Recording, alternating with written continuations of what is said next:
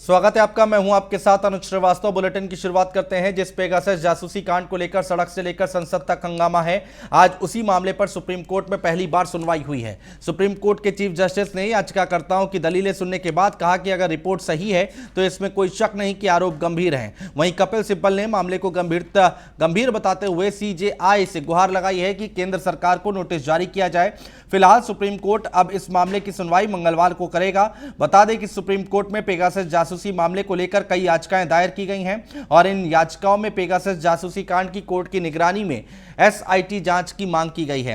इनमें राजनेता, activist, editors guild of India और वरिष्ठ पत्रकारों एन राम और शशि कुमार द्वारा दी गई अर्जियां भी शामिल हैं। प्रधान न्यायाधीश एन वी रमण और न्यायमूर्ति सूर्यकांत की पीठ इसकी सुनवाई कर रही है।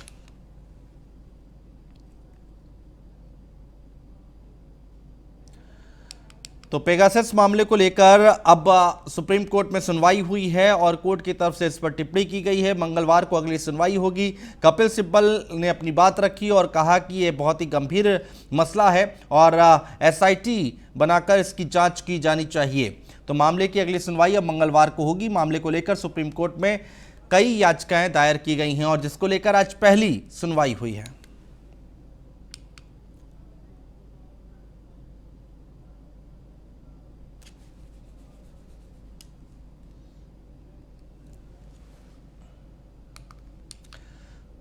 और दिल्ली स्पोर्ट्स यूनिवर्सिटी के निर्माण को लेकर आज दिल्ली के डिप्टी सीएम मनीष सिसोदिया और पीडब्ल्यूडी मंत्री सत्येंद्र जैन ने अहम बैठक की और ये बैठक दिल्ली स्पोर्ट्स यूनिवर्सिटी के डिजाइन लेआउट की समीक्षा के लिए बुलाई गई थी। बैठक में पीडब्ल्यूडी, उच्च शिक्षा निदेशालय और दिल्ली स्पोर्ट्स यूनिवर्सिटी के अधिकारियों ने हिस्सा लिया। वहीं बैठक में डिप्टी सीएम मनीष सिसोदिया और पीडब्ल्यूडी मंत्री सत्येंद्र जैन ने यूनिवर्सिटी के डिजाइन की समीक्षा की और डिजाइन में सुधार को लेकर अधिकारियों को दिशा निर्देश दिए। इस दौरान डिप्टी सीएम मनीष सिसोदिया ने कहा कि यूनिवर्सिटी का निर्माण खिलाड़ियों की जरूरतों को ध्यान में रखकर किया जाएगा, इसलिए यह सुनिश्चित किया जाए कि यूनिवर्सिटी में खिलाड़ियों के प्रदर्शन को बेहतर करने के साथ ही साथ उनके स्वस्थ जीवन शैली के लिए आवश्यक सभी सुविधाएं मौजूद होनी चाहिए ताकि हमारे खिलाड़ियों को वर्ल्ड क्लास सुविधाएं मिले और वो देश के लिए मेडल्स जीत सकें।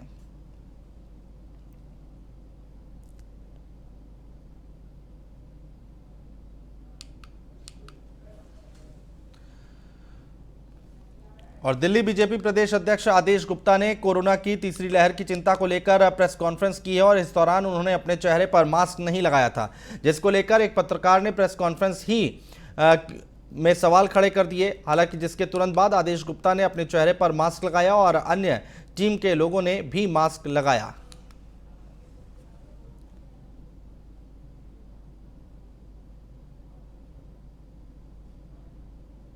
देखिए, पहली बात मैं आपको ये बताऊं कि ये सिर्फ जागरूकता अभियान नहीं है। हेल्थ वॉलंटियर, प्राइमरी जानकारी देना और सचेत करना, ये सब बातें हैं इसमें शामिल।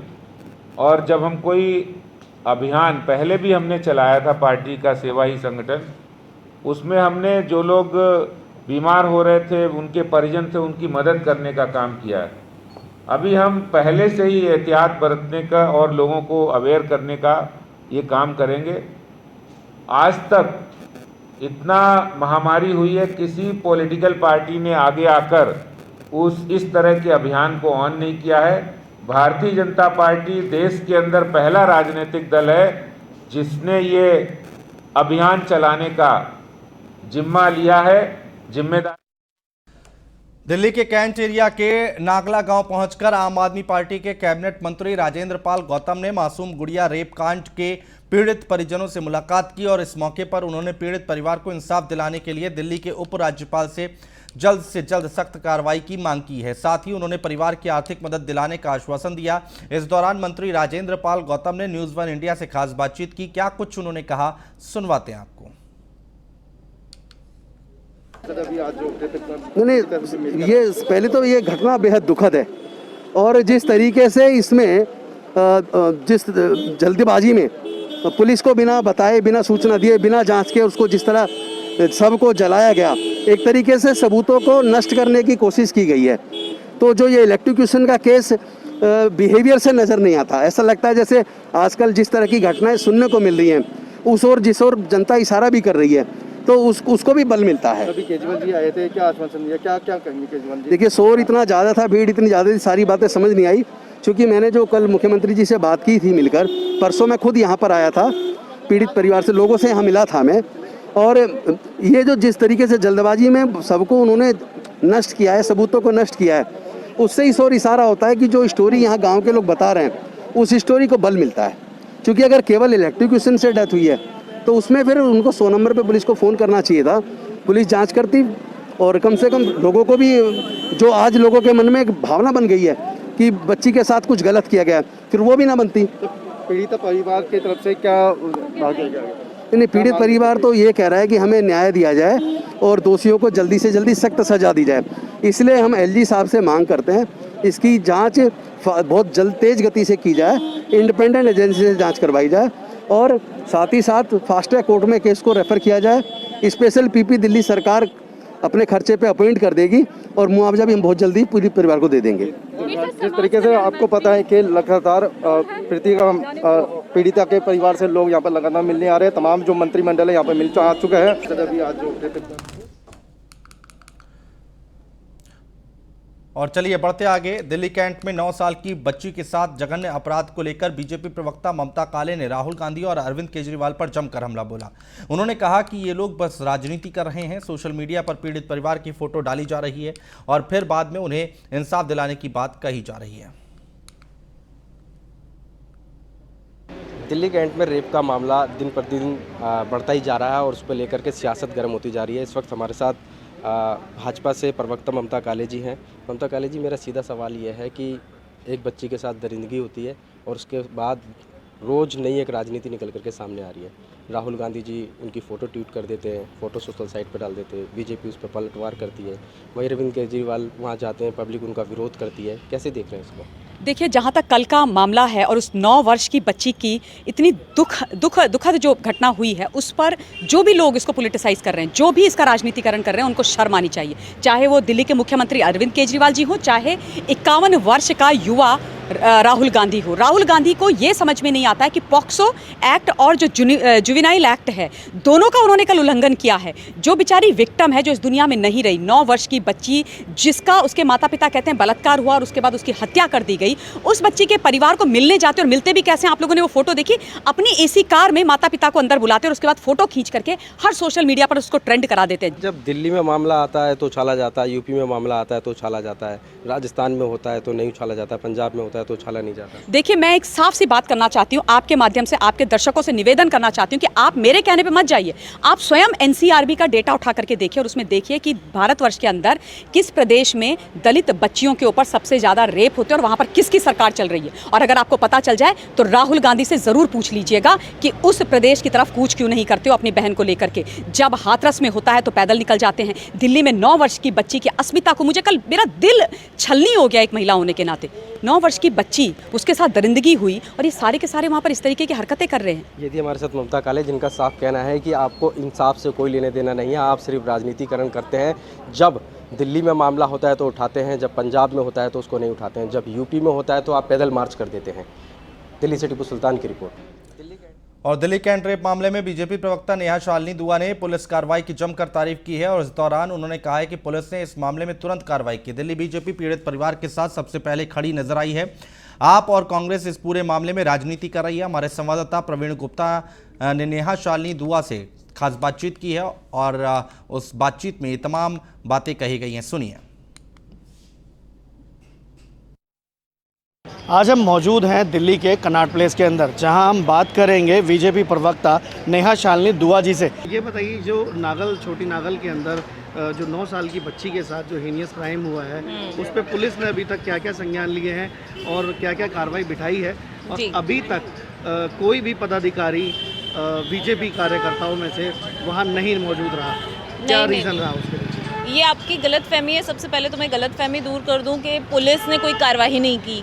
जिस दिन ये घिनौना काम हुआ है, मतलब जो बच्ची के साथ बलात्कार हुआ है या जो पकड़े गए हैं आरोपी उनका कहना है कि बच्ची को करंट लगा, वो पानी मांगने आई थी तो उसे वाटर कूलर से करंट लग गया।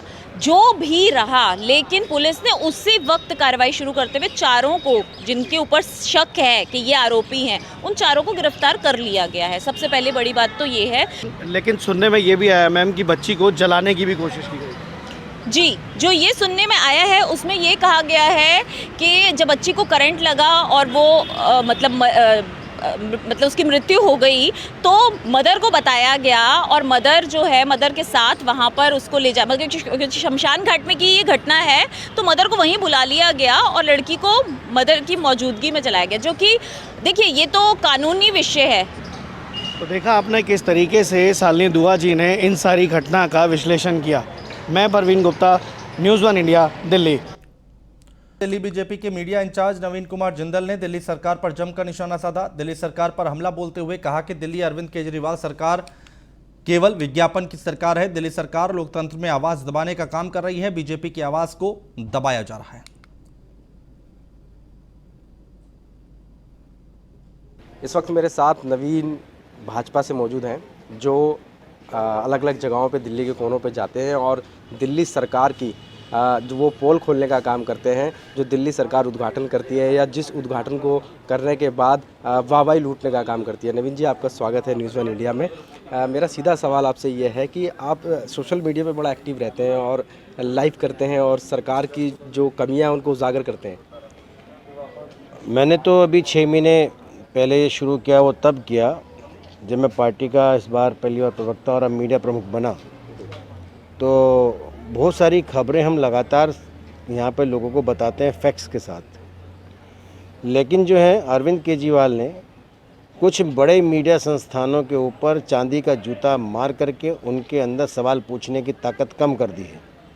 मीडिया का पैनापन कम हो गया है और उसने अरविंद केजरीवाल सरकार से सवाल करना बंद कर दिए हैं।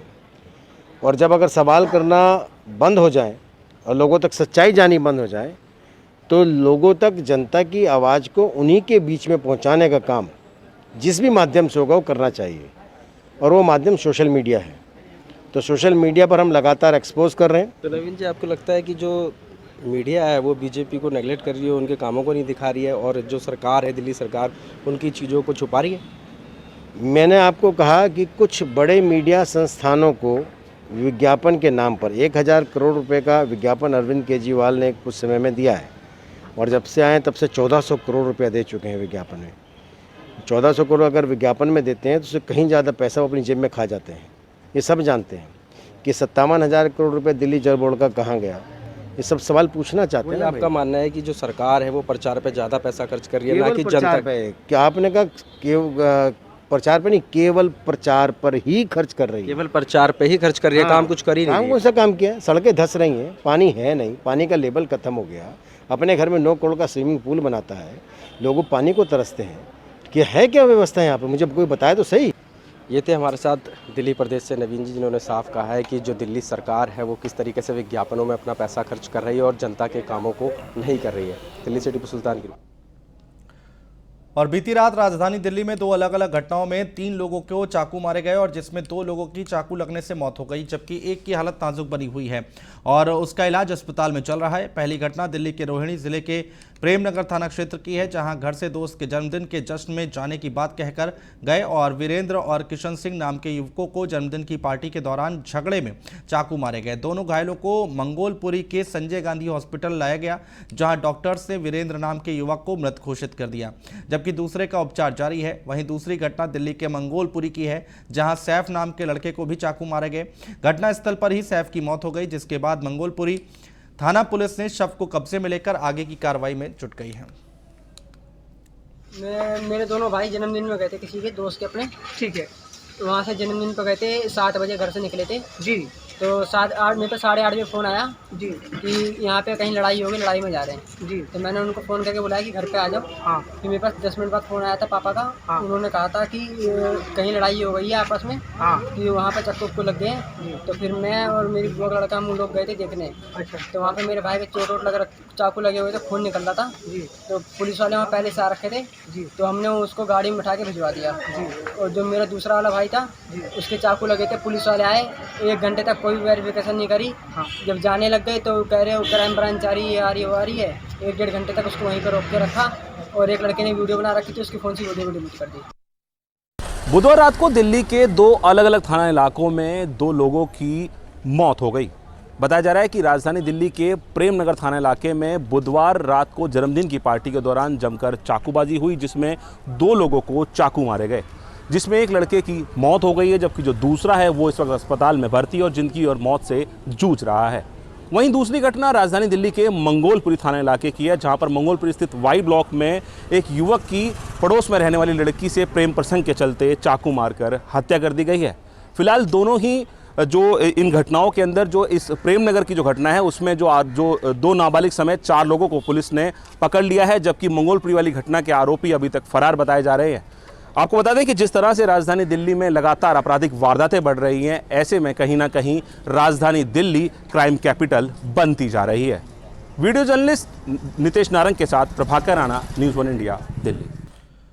आगामी विधानसभा चुनाव में जारी घमासान के बीच न्यूज़ 1 इंडिया संवाददाता पीयूष तिवारी ने समाजवादी पार्टी के सांसद डॉक्टर ST हसन से खास बातचीत की है। क्या कुछ कहना उनका, सुनवाते हैं आपको। आगामी साल में उत्तर प्रदेश में विधानसभा के चुनाव हैं। हमारे साथ बातचीत करने के लिए समाजवादी पार्टी से सांसद ST हसन साहब हैं।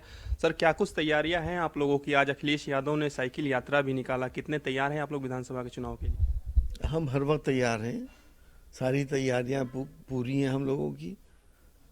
और सिर्फ हमारी तैयारियां नहीं है, बल्कि इस बार तो जनता भी तैयार है चुनाव के लिए। और जनता चाह रही जल्द से जल्द चुनाव हो और उनकी मुश्किलें आसान हो। सर, आज जनेश्वर मिश्र की जयंती थी। मायावती ने ट्वीट किया है और समाजवादी पार्टी को कटघरे में खड़ा कर दिया। वो कह रही हैं कि बाबा साहब के नाम पे जो पार्क बनाया गया है, समाजवादी पार्टी ने जातीय द्वेष के कारण उसका नाम बदल दिया। कौन सा पार्क का नाम बदल दिया? जनेश्वर मिश्र पार्क तो अखिलेश जी ने बनाया था, वो तो बाबा साहब के नाम पे नहीं था। और अगर उन्होंने बनाया तो मायावती जी को परेशानी इस बात की है कि वो ब्राह्मणों का भी आपने देखा सम्मेलन किया उन्होंने। हम लोगों को सम्मेलन वगैरह करने की ज़रूरत है नहीं, क्योंकि सारे ब्राह्मण हम लोगों के साथ हैं। हमारे साथ जनेश्वर मिश्र जी जो हैं, आपको मालूम है ब्राह्मण थे, और पार्टी ने उनको आज से नहीं कब से सम्मान दे रही है। और हर उनकी पुण्यतिथि पे ये साइकिल यात्राएं निकलती हैं, कोई नई बात तो है नहीं। तो उन्हें परेशानी किस बात की हुई अगर इससे साइकिल यात्रा निकाली गई? सिर्फ इस वजह से कि इतनी कामयाब यात्रा निकली है कि पूरे यूपी के अंदर साइकिलें दिख रही हैं, लाल टोपियाँ दिखने लगी। सर, मायावती कह रही हैं कि प्रबुद्ध जनों की जो बैठकें मायावती कर रही हैं, सम्मेलन कर रही हैं, ब्राह्मणों को एकजुट करने की बात कर रही हैं। वो कह रही हैं इसी को देखते हुए समाजवादी पार्टी को जनेश्वर मिश्र की याद आ गई। आपको तो मालूम है हमारे शीर्ष नेताओं में थे जनेश्वर मिश्र जी, समाजवादी पार्टी है, उनके नाम पे पार्क रखे गए। पिछली अखिलेश जी की सरकार में जनेश्वर मिश्र ग्राम योजना आई थी, उनके नाम से उन गांवों का डेवलपमेंट हुआ। हर गांव को 40-40 लाख रुपए दिए गए थे उस वक्त। तो अगर हमें जोड़ने की बात कर रहे हैं तो हम तो एक इंसाफ की बात कर रहे हैं। जी बिल्कुल। तो ये थे हमारे साथ ST हसन साहब, जिनका साफ तौर पे कहना है कि आगामी विधानसभा के चुनाव में समाजवादी पार्टी 400 प्लस सीटों का समाजवादी पार्टी ने लक्ष्य रखा है। न्यूज़ 1 इंडिया के लिए पीयूष तिवारी, नई दिल्ली। आजमगढ़ में एक युवक ने अपनी ही मंगेतर की हत्या कर दी। दोनों की सगाई हो चुकी थी। युवक ने मंगेतर को मिलने के लिए बुलाया और चाकू से वार करके उसकी जान ले ली। बाद में वो फरार हो गया। पुलिस अभी भी युवक को गिरफ्तार नहीं कर पाई है। सन की मंगेतर, कातिल मंगेतर, पहले मिलने को बुलाया, फिर बेरहमी से उतारा मौत की घाट। प्यार तूने क्या किया? एक तरफ अपराध और अपराधियों पर लगाम लगाने की लगातार कोशिश की जा रही है, लेकिन अपराधी अगर अपने ही निकल जाए तो सवाल उठने लाजमी है। हम आपको एक ऐसे मंगेतर की काली कहानी बताने जा रहे हैं जो एक हत्यारा है। चौंकिए मत, ये सच है। आजमगढ़ जिले में हत्या के एक ऐसा ही सनसनीखेज मामला सामने आया है। यहाँ एक युवक ने अपनी मंगेतर को पहले मिलने के बहाने बुलाया और फिर धारदार हथियार से वार कर उसकी बेरहमी से हत्या कर दी। युवती की हत्या की खबर सुनते ही परिजनों के पैरों तले जमीन खिसक गई। अभी ये बात साफ नहीं हो पाई है कि आखिर युवती की हत्या क्यों की गई। दिल दहला देने वाली ये वारदात अतरौलिया इलाके की बताई जा रही है। बुरकी गांव के रहने वाले विनोद कुमार की बेटी खुशबू की शादी देवानंद के साथ तय हुई थी। 4 महीने पहले दोनों की सगाई भी हो चुकी थी। सगाई के बाद दोनों आपस में फोन पर बातचीत करते थे। अपनी नंद के साथ आए थे। अपनी नंद के साथ आए थे। नंद के साथ। नंद क्या नाम है इसका? खुशबू। इनसे उनकी मैरिज तय थी। वही है। किनसे? जो लड़का ऐसा काम करके क्या नाम है लड़के का? गोलू, देवानंद। देवानंद उर्फ गोलू। गोपालगंज। दरअसल देवानंद ने अपनी मंगेतर को मिलने के लिए बुलाया था। खुशबू अपने मंगेतर से मिलने भाभी के साथ शाहपुर बाजार चली गई। देवानंद और खुशबू मिलकर बातचीत कर रहे थे। इसी दौरान देवानंद ने खुशबू की भाभी को कुछ दूर जाने को कहा। भाभी के कुछ दूर जाते ही देवानंद ने धारदार हथियार से खुशबू की गर्दन पर वार कर दिए। घायल खुशबू की चीख पुकार सुनकर उसकी भाभी ने शोर मचाया, लोगों से मदद की गुहार लगाई। हमला करने के बाद देवानंद मौके से फरार हो गया। आसपास के लोगों ने हमले में बुरी तरह से घायल खुशबू को अस्पताल में भर्ती कराया, जहां उसकी मौत हो गई। पुलिस इस सनसनीखेज मामले की जांच में जुट गई है। खुशबू, जिसकी उम्र लगभग 20 वर्ष है, वो खुर्सीपुर थाना अतरौलिया की रहने वाली है। ये अपने मंगेतर के साथ शाहपुर मिलने गई थी और इसकी सगी भाभी इसके साथ थी।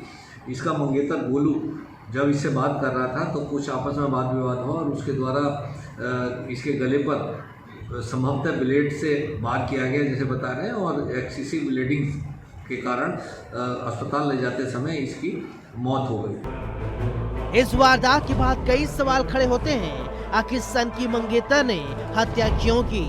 ऐसी कौन सी बात थी जो उसे नागवार गुजर रही थी? खैर, इन तमाम सवालों के जवाब पुलिस जांच के बाद ही पता चल पाएंगे। न्यूज़ 1 इंडिया के लिए आजमगढ़ से संदीप श्रीवास्तव की रिपोर्ट। और फिलहाल हमारे इस बुलेटिन में इतना ही। नमस्कार।